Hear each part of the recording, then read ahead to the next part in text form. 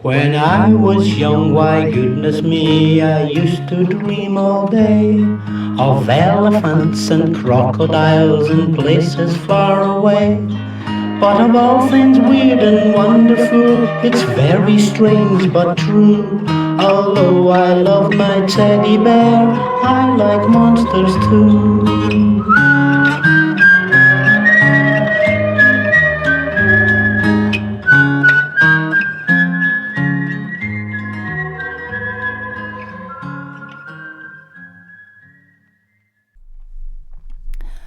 Monsters of Galloway, Part 4.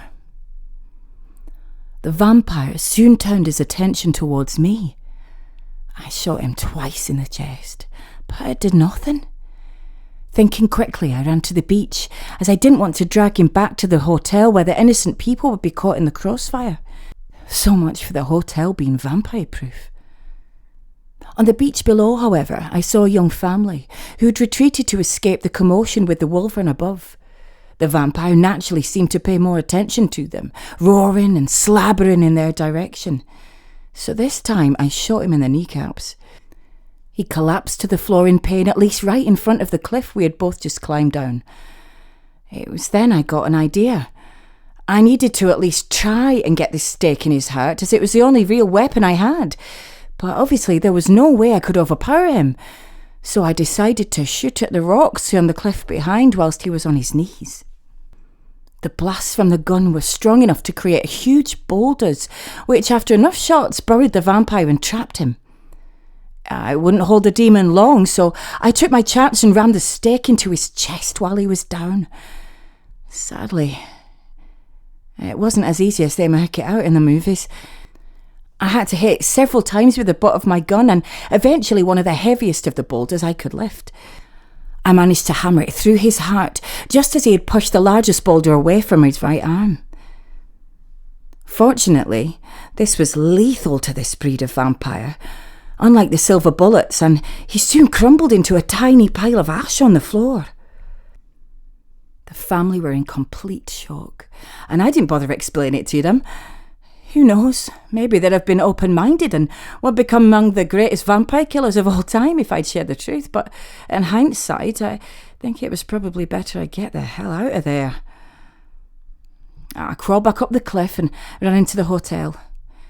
I couldn't believe I'd actually taken the life of something. Even a vampire. Just before it crumbled to dust, there was a look on its face, as though for a moment I could get a glimpse of the person that it had been when it was human. The line between the human they once were and the demon that they have become can get blurry depending on the breed, or at least according to O'Brien. Maybe, in that moment, the man came alive one last time as the beast lost its control. I don't know, but that look will stay with me. Somewhat disturbingly, I've already found it gets easier to take a life. Since then, I've killed another 4 vampires, and I've never experienced anything like the first one. Hell, I even made a wee joke after the 4th staking. I don't have any regrets over my actions, though. Had I not staked that monster, he would have killed me, and the family, and God knows who else for fun. I just hope that I'm not too quick to jump in there with a stake in the future, given how easy, apparently, I find it. I waited at the hotel for the next 20 minutes or so, trying to contact any of the team. It was absolute chaos down in Port Patrick, as the authorities struggled to keep everybody in line.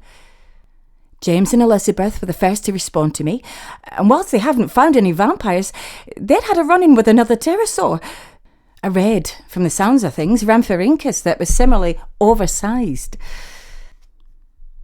They'd not only managed to shoot it, but tossed its corpse into the sea. A pity, as I would have liked to have seen it. But still I told them that the hotel was not safe. They later told me, based on my description, that the vampire that had entered the hotel came from a fairly rare breed that prior to today had last been seen in Scotland over 100 years ago. It, like the others, had arrived here to help the Blue Devil's resurrection. Sadly, due to its rarity, they hadn't been able to gather data on what magics could harm it, allowing the bloodsucker to slip through their defences. James and Elizabeth naturally didn't want to take any more chances, and they met up with me outside Port Patrick, making sure I bought plenty of weapons from the hotel first. All the while they continued to try to contact O'Brien and Sophia, who eventually did respond, after they both managed to swim to safety and settled back to Glenluce. When we met up, Sophia revealed that one of the bullets she shot into the wolvron had come equipped with magics that could allow them to track it. She always kept one of them in her rounds in case her gun didn't work. The wolvron had retreated back to Morton Castle, presumably with its vampire masters. With no other choice, we were forced to steal a car, as it was too long on foot and the time was of the essence. To be clear, I didn't hotwire the car in case they'd ever figured out who did it. O'Brien promised that he would pay back whoever's car it was.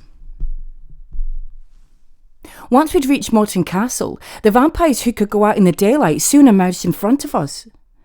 This breed were hideous, green-skinned, bat-like creatures. According to O'Brien, they were common in Norway, but almost unheard of in Scotland. Vampires from all over the world really were coming to witness the Blue Devil's resurrection. They ended up being the very least of our problems, however, as a giant dinosaur soon emerged from the lake, right by Castle Morton. It didn't look like any dinosaur I'd ever seen, either in a museum or at the Great Caradon's garden. For one thing, it was bigger. It was over 70 feet tall, stood completely erect, like a kangaroo, and dragged its tail along the ground. Its roar, on the other hand, sounded almost like a snake hissing, and a bird screeching at the same time. I'd later learned that this monster was known as Vincicus Rex, Undead Lizard King. It was a Tyrannosaurus that had been brought back via magics, but deliberately tampered with to be larger and more powerful. Vampires revered and worshipped the Tyrannosaurus Rex, most of all. To be fair, we all do. I know it's the most boring and predictable answer you could give, but they've always been my favourite dinosaur. Still, in the vampire's case, it was because Castran, the demon who created all the vampire species, was possessing the body of a Tyrannosaurus Rex when he did so. The magic used to create their Vincicus, however, was unstable and dangerous, even for vampires, and so these creatures were very rare. Again, it said a lot about how much these vampires looked up to the Blue Devil, that a Vincicus was here. It had been brought by a vampire king in the region of South America, who had used the Vincicus to stamp out opposition for decades. He had also been the owner of 2 pterosaurs that had attacked Port Patrick. Despite the fact that we were literally ants to the undead reptile, it still went for us above all else. Vincicus are completely and utterly loyal to their vampire masters, after all. With one swing of its enormous tail, the dinosaur sent our little car flying through the air before O'Brien could reverse. The dinosaur didn't even do the courtesy of trying to eat us. Instead, it simply placed its giant foot on top of our car and slowly started to crush it while we were inside.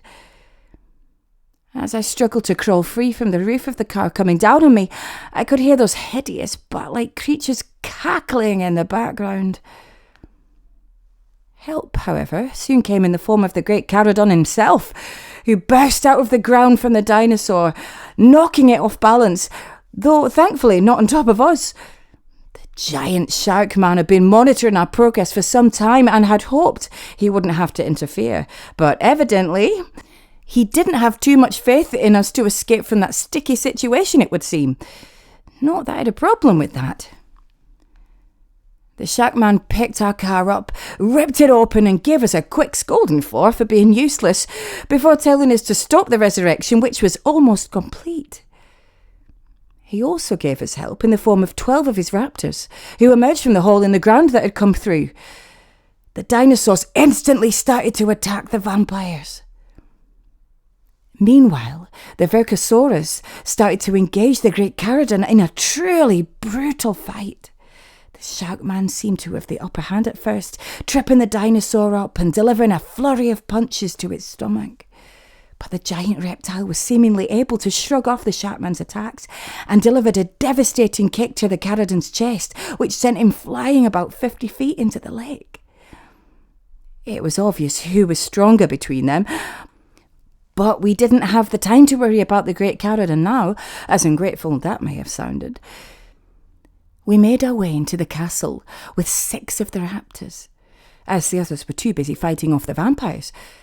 Though, as more vampires of numerous different breeds descended on us, 5 of the raptors were soon distracted by the bloodsuckers, leaving us with just 1 of the dinosaurs, before we even reached the second floor. As soon as we made our way into the next level of the castle, we were set upon by a hideous white-skinned, red-eyed vampire that I am told is known as the Nosferatu breed. One bite from these creatures and you are placed under their thrall for good. Fortunately, however, James took care of it with a splash of holy water, which caused the bloodsucker to retreat, though before it could, the raptor pounced on the vampire, causing both to go tumbling backwards down the stairs. Before we could help the poor raptor, however, several more vampires emerged from down the hall and surrounded us. They all belonged to different breeds. One had no eyes, yellowish orange skin, wore no clothes and had a mouth full of razor-sharp teeth, too big to fit in its mouth. Incredibly enough, it wasn't even the most repulsive-looking one there.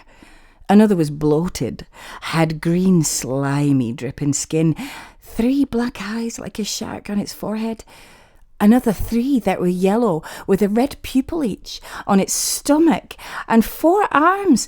When I say it was bloated, I don't mean he was overweight. I'd never be that judgmental, just to be clear. I mean that literally every single part of his body, from his fingers to his nose to his stomach to his teeth, were about 3 times the size of a normal person. It simply wasn't that the creature was giant either. He honestly looked just swollen and puffy.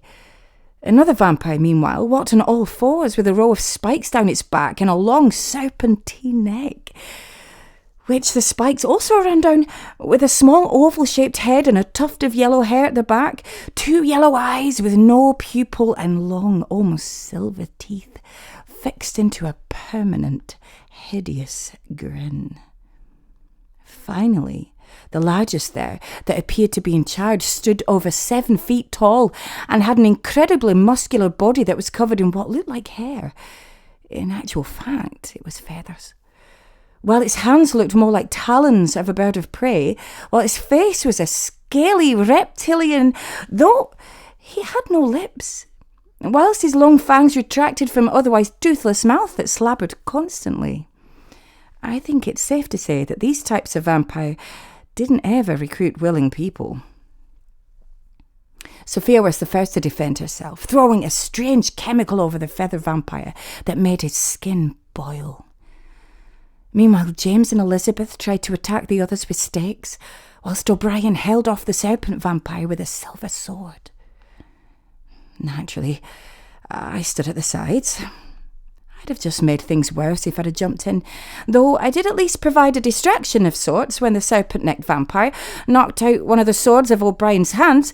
I tried to tackle it like I'd done to the vampire near Wigtown, but he was too fast for me and managed to wrap his neck around me like a snake. Up above, I could see him open his jaws wider than my entire head. But luckily, O'Brien seized his chance and sliced straight through the vampire's neck. He then asked me if I'd been bit and made it very clear that if the thing had sunk its teeth into me, he would have killed me straight away, as that breed spreads vampirism through its bite. I knew that it wasn't an idle threat from what I'd seen outside the smoking fish. But, to be fair to him, he asked me to do the same thing if he was bit too. In a way, it was quite flattering that he trusted me to slay him if that ever happened. To me, it was the first indication that I was ready to join the team, rather than just being the load. A few seconds later, the walls to the castle suddenly came crashing down. 2 of the vampires who were exposed to the sun, the feathered vampire and the eyeless bloodsucker, instantly burned up, whilst the green-skinned brute reached for the shadows just in time, though not without gaining some serious burns. The great Caradon had been knocked straight through the wall of the castle. For a second I thought he was dead, as the body was so cut up. Though, when I looked outside, I could see the Tyrannosaurus was as equally roughed up. The Caradon soon got up and charged at the dinosaur, causing both to go tumbling back into the woods behind. The Caradon actually managed to lift the dinosaur up over its head just for a few minutes before slamming the dinosaur's spine down on its knee. For a second I thought the dinosaur was dead, as it lay there motionless. But when the Caradon moved a little closer, the dinosaur used its tail to smash many of the shark's teeth right out of its mouth before tripping it up. After which, it then smacked its tail down on the shark several more times. As much as I would have liked to continue watching the two beasts clash, we had to press on. Two of the raptors from below joined us. Sadly, that was all that seems to be left of the group downstairs and outside, but they still seemed to be better off than the vampires at least. We made our way into the main hall where Hygressa was bound to an altar. The bloodsuckers had completed the ritual to restore her to life. If there's one thing the vampires seemed to be experts on, it was raising the dead.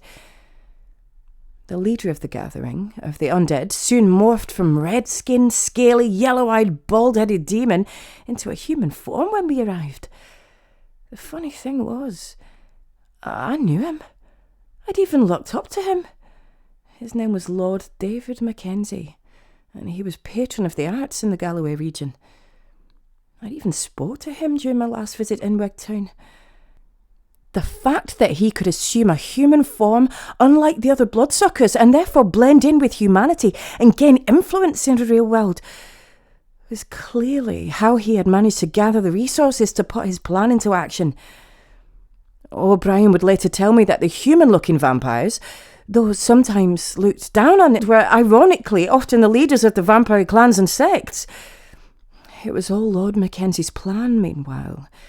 He had used his resources to find out all he could about the Blue Devil and old legends of the area. And he'd even bought Morton Castle a few years back. There were 8 other vampires in total surrounding him, including 2 more serpentine vampires, 2 winged vampires, 2 yellow creatures, and 2 of the green bloated creatures. They all advanced towards us, whilst the leader assumed his vampire face and prepared to bite Hygressa's neck. The raptors tackled the 2 flying vampires, with one of the raptors actually managing to jump at a flying vampire whilst in mid-flight, over 20 feet off the ground.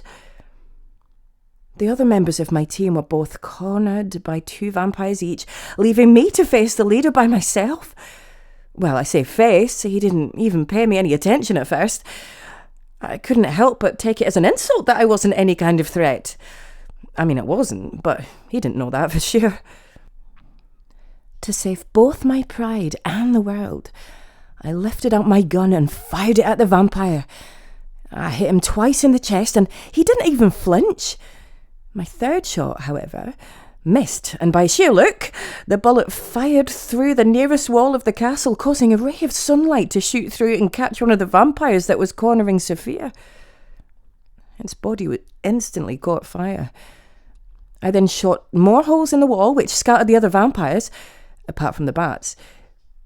The raptors, however, had already dealt with both of them easily. And in the confusion, Sophia freed Hygressa. Unfortunately, however, the vampires had suppressed her body's abilities to harness magics when they resurrected her. She was sure she could break the block, but she would need help to do it. We headed back down the castle stairs, but we were cornered by the white wolvron. I can't believe I've forgotten about him, considering he was what we followed out here. Our 2 raptors jumped on him at once, but the monster instantly batted them away, sending one outside a window to its death before he slowly advanced on us. We all, including me, fired dozens of rounds at the wolvron, but it was too fast, and it dodged our shots.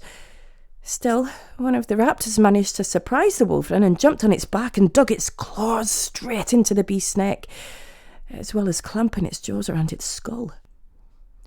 We all opened fire at the wolvron whilst it was distracted with the raptor, hitting it this time, causing it to slump on its knees.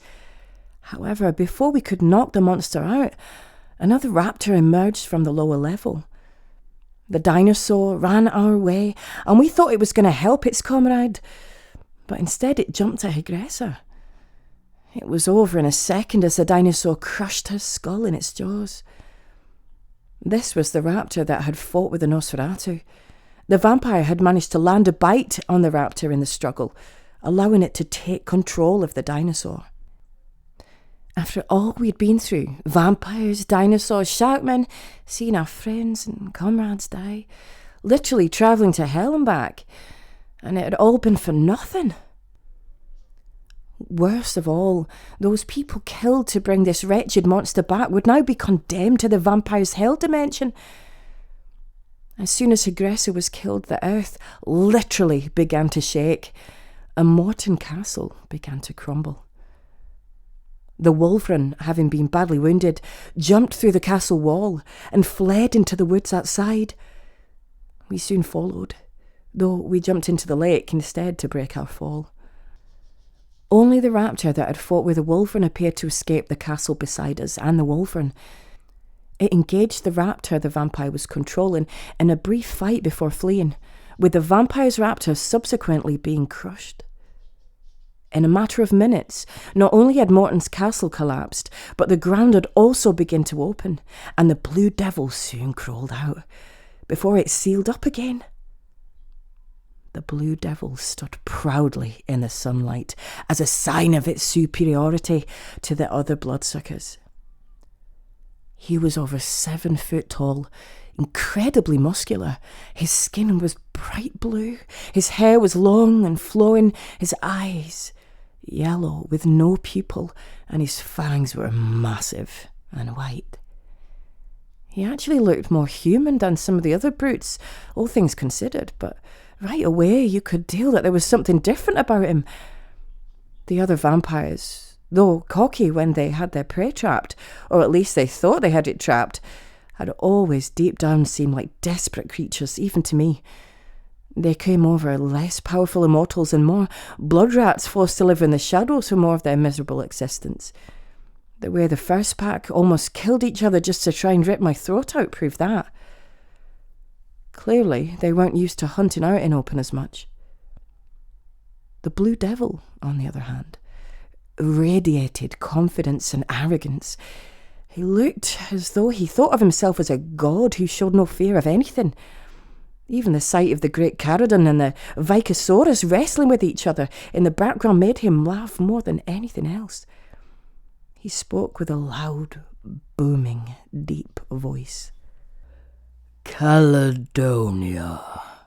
I see nothing has changed in the centuries that I've been gone, he said with a smirk at the sight of the two monsters fighting. Suddenly the raptor that had escaped Morton Castle jumped on him.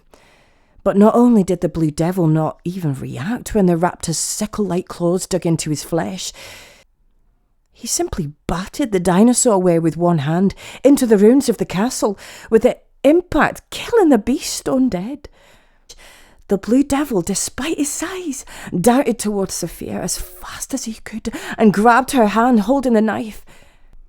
He then literally pulled her arm out of its socket and stabbed one of his hands through her stomach before literally tearing our commander in two. He then threw her top half into the lake and advanced on us, and we all shot at him. But it did nothing. The only thing that stopped him was the great Caradon, who intervened. Covered in blood and barely standing, the Caradon nevertheless reached out for the blue devil, who not only kept his cool, but roared back at the shark beast. That was soon pulled back by the dinosaur's foe's tail that wrapped around the Caradon's throat like a boa constrictor. We, meanwhile, all dived below the water in desperation and fear. It's safe to say that having to swim through Sophia's blood and entrails has probably put me off swimming for life. When we went back to the surface, the blue devil was gone. I'm guessing that he must have felt we weren't worth pursuing and had other things to do, or maybe he realised it was a good idea to run away from the big shark man. Whatever the case, the great Caradon was now on his last legs. He'd put up a great fight against the dinosaur, but the vampire's pet Tyrannosaur had proven just to be a wee bit too strong. It was now playing with the great Caradon, allowing the shark to barely haul itself up, only to push it back down. Finally, growing tired of its game, the dinosaur placed its foot on the shark's back and prepared to finish him. We all shot at the dinosaur, but it did nothing. Thinking fast, O'Brien used his Zippo to light up the tree next to the dinosaur, which drew its attention. We then got in front of the Caradon and continued to fire, with O'Brien telling us to aim for the inside of the mouth, as no bullets could penetrate its scales. Unfortunately, however, the dinosaur was faster than he looked, and quick as a flash scooped up Elizabeth in its mouth and swallowed her whole. James screamed in anguish as tears filled his eyes. The dinosaur then swung its massive tail at us. I only narrowly missed it thanks to O'Brien, who pushed me down in time. Poor James, however, wasn't fast enough, and the dinosaur's tail smashed him to a pulp before nearly coming down on me and O'Brien. The Tyrannosaur then turned round, jaws open and ready to devour us both. It could have easily chomped us both up at the same time with that frightful set of teeth, but the Caradon, having time to regain his strength, ripped the flaming tree out the ground and wielded it like a weapon, despite it burning his hands. He smacked the dinosaur in the face with it 3 times, knocking the giant reptile on its back. The Caradon then used what few teeth it had left to rip a chunk out of the dinosaur's chest, which it then impaled the still burning tree right through. The Caradon lifted up the tree, with the Tyrannosaur on the other end of it, up over his head, while the reptilian beast still struggled before it, slammed the dinosaur hard to the ground.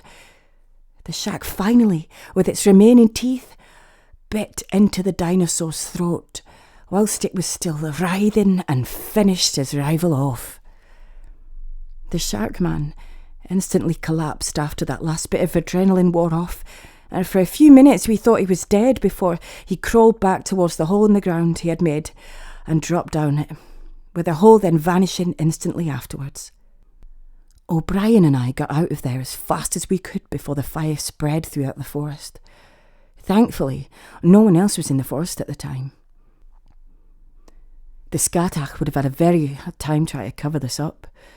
The destruction of a famous castle, a forest fire, and several dead dinosaurs isn't easily explained. After O'Brien returned me home, he told me that someone else would be in touch from the Scatach soon. He didn't think that I was in any immediate danger, as with the Blue Devil free, the vampires clearly had bigger fish to fry. Still, he told me to keep a low profile, which I did for the next few weeks. Things, ironically, seemed to quieten down after the Blue Devil's resurrection. Or at least I didn't hear anything for the first few weeks or so. I tried to get on with my life as best I could, but how can you do that after knowing something like that? Every little jump made me scream. Anyone who looked at me for longer than a split millisecond, I became terrified that they were a vampire wanting to kill me to keep me quiet. Everywhere I went, I carried a massive crucifix that I made my friends touch all the time, and I'd also make sure I had a bottle of water blessed every day by the local priest, who fortunately knew the truth. The weeks seemed to go on forever, until finally O'Brien and another agent from the Scatach arrived at my house to make sure I wouldn't try to reveal the truth. O'Brien told me that, strangely, there had been no sightings of the Blue Devil. There had, however, been a few sightings of Hagressa's ghost, showing that she hadn't gone back to her own wretched hell dimension yet. The great Caradon, meanwhile, was still recovering from his fight. He was deeply embarrassed at his performance. All those years in his garden, he really felt he had gone soft, and he was determined to make up for it. Though what that means for us, I don't know yet. O'Brien was shocked when I told him I wanted to join the Scatach. I guess he felt, based on my performance during this whole debacle, that I wasn't cut out for this life. It was a little hurtful, as I had already killed one vampire, and I stopped them from sacrificing Higressa. Granted, that raptor killed her 2 minutes later anyway, but that was as much his fault as mine. The other agent, meanwhile, was more than willing to give me a chance, as the recent vampire attacks had depleted their numbers over Scotland. I was given a trial run for a few weeks, where we went after a few vampires. It seems not all of them had been killed in the destruction of Morton Castle after all. Lord Mackenzie was sadly among those who had escaped. I killed 4 more vampires during these hunts. One of them had already been taken down by my partner, and I'd just finished him off. Still, that seemed to win me some more praise, as most people don't have the will to stake a vampire in general. I wonder what that says about me. After my initial training period was done, I decided that I was to go to their main office near Aviemore, where the final, more extensive stage of my training would take place. O'Brien, sadly, wouldn't be joining me. Though, given that he didn't think I was cut out for it, maybe it was for the best. In spite of what he'd said, however, I feel that he had shown great trust in me during our ordeal, and I hope that one day we can work together where he can see that I am cut out for this life. O'Brien was sent to the office in Glasgow, which had all but been destroyed by the vampires. Most of their hunters being set up to Aviemore, in fact, as after a few weeks there had been a sighting of the Blue Devil there. O'Brien was their only senior hunter down in Glasgow to make sure at least someone was manning the post down there. It's more likely the Blue Devil will be preparing an attack on the main office in Aviemore meanwhile. Tomorrow I'll be moving up to the Highlands. My accommodation has been set out by the Scatach. I've got a nice little chalet just outside Aviemore. Under normal circumstances, I'd be thrilled about going there. I used to go there all the time when I was a wee girl.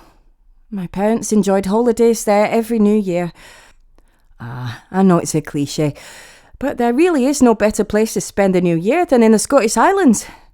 Again, though, as a young'un, my favourite part of it wasn't the beautiful scenery. It was a tacky wee amusement park called Santa Claus Land. There was one ride on it, the dinosaur ride. That was like a haunted house ride where you get to drive through this dark room with dinosaurs, obviously, on the wall, roaring. It was just the most thrilling, amazing thing that I'd ever seen as a child. I honestly felt like I was seeing real-life dinosaurs. If I went now, God, I'd probably think it was quite tacky, or who knows, maybe even trigger some PTSD. Still, clearly, this visit to Aviemore won't be all fun and games. Now, I don't mind telling whoever reads this, I'm absolutely terrified. I'm still not sure why I'm going. If it is to explore this new fascinating world, or to save people, or if it's just to make sure that I don't ever feel as scared and trapped as I did the first week after that ordeal. Either way, like I said at the beginning, things are changing. The vampires are moving together for something bigger than ever, bigger than even the Blue Devil, and I want to be there when it happens. Scatach have assured me that should anything ever happen to me, then this will reach my friends and family, who I probably won't be seeing for a very long time regardless. I'm hoping it won't come to that, and that perhaps one day you'll be able to read this when I'm still alive. Whatever the future may hold, however, I know that I and all the other agents in Scatach will give you our lives to protect the rest of the world from monsters like the Blue Devil, as Sophia, James and Elizabeth were. And he is hoping that we can also finally free those trapped in his and that monster Higressa's hell dimension too.